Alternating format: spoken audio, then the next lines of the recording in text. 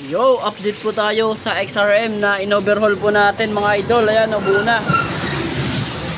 Ayan, so washing na lang to para matanggal yung mga dumi-dumi, mga dumi ng ating kamay na idikit. Ayan.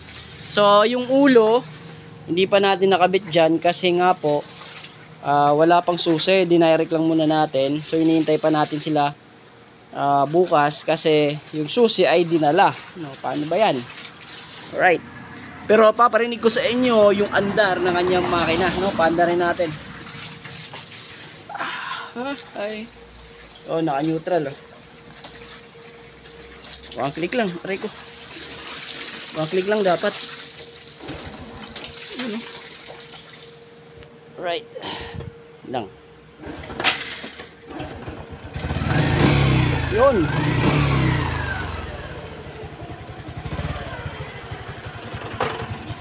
Yun o. Tingnan nyo yung makina o.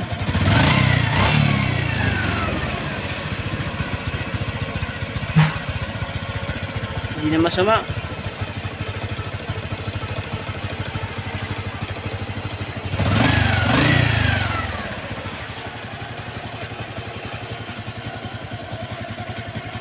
So okay na oh.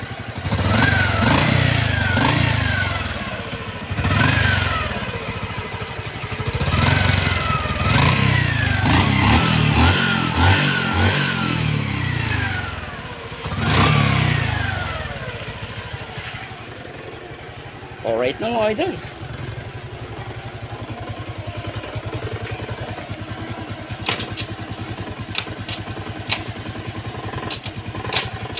Yun o. Yun. AOT sensor ni repair. Right.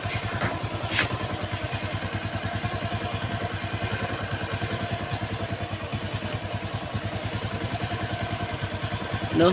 So antayin natin matuyo yung mga oil kasi nga po nagtagas-tagas po ito. No, may mga tagas.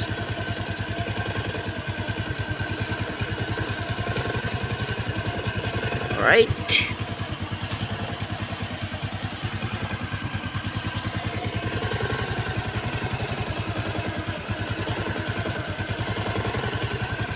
Yun.